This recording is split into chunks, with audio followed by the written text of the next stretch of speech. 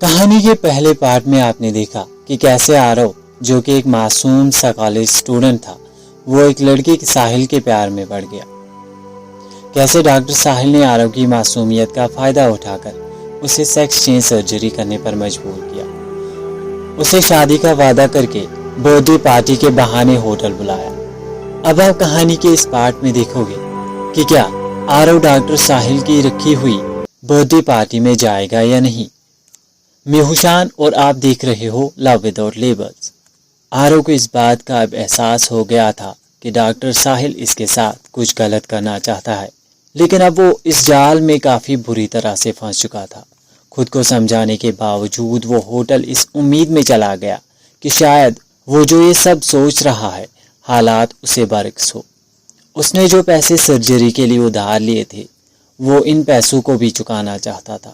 جیسے ہی وہ ہوٹل کے کمرے میں چلا گیا تو وہاں اس نے ڈاکٹر کے ساتھ اور 2 لڑکے بھی دیکھے. آرو نے ڈاکٹر ساحل سے کہا، یہ کیا، پارٹی میں تو ہم دونوں آنے والے تھے، یہ کون ہے؟ ڈاکٹر ساحل نے آرو کی بات ٹالی اور دروازہ بند کیا. وہ 3 آرو کی بے عزتی کرنے لگے. ان میں سے ایک لڑکے نے آرو کی شرٹ پھاڑ دی. آرو ڈاکٹر ساحل کی طرف امید سے دیکھ رہا تھا. شاید وہ اب بھی یہ سمجھ رہا تھا کہ اس کی محبت ان لوگوں کی حرکتوں کا جواب دے گی، مگر ڈاکٹر ساحل نے آرو کے پینٹ کو اپنے ہاتھوں سے کھولا اور تینوں اس پر ہنسنے لگے. اب آرو لاچار تھا. اس کی محبت نے اس کو اندر تک توڑ رکھا تھا. اب وہ خاموش تھا، ایک زندہ لاش کی طرح. وہ جو بھی کرتے رہے اس کو خاموشی سے سہتا رہا. ڈاکٹر ساحل اور اس کے دوستوں نے رات بھر آرو کے ساتھ اپنی مرضی کا کام کیا.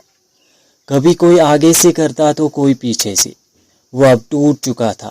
اس کی آنکھوں سے آنسوؤں کے ساتھ وہ درد بہہ رہا تھا جو اسے ڈاکٹر ساحل نے دیا تھا. صبح ہوتے ہی ڈاکٹر ساحل اور اس کے دوست ہوٹل سے چلے گئے.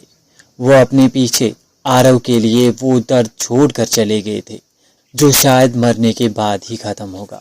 اس نے ایک بار بھی یہ نہیں سوچا کہ جس انسان نے اس کے لیے سب کچھ چھوڑ دیا آج اسی کو دنیا کے سامنے ذلیل کیا.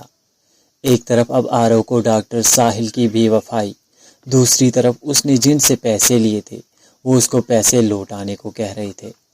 آرو کے پاس اتنے پیسے نہیں تھے، اس لیے اس نے ڈاکٹر ساحل کو فون کیا اور کہا، دیکھو میں کسی سے کچھ نہیں کہوں گا، نہ کبھی تمہیں دوبارہ پریشان کروں گا، بس مجھے وہ پیسے دو، میں ان لوگوں کو لوٹاؤں گا، پھر سب کچھ ٹھیک ہوگا.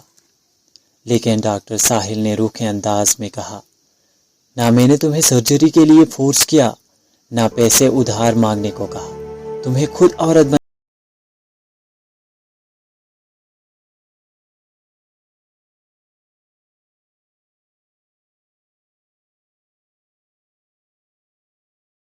گیا کہ اب اس نے کبھی بات نہیں کی. اب وہ آرو ہمیشہ کے لیے سو گیا.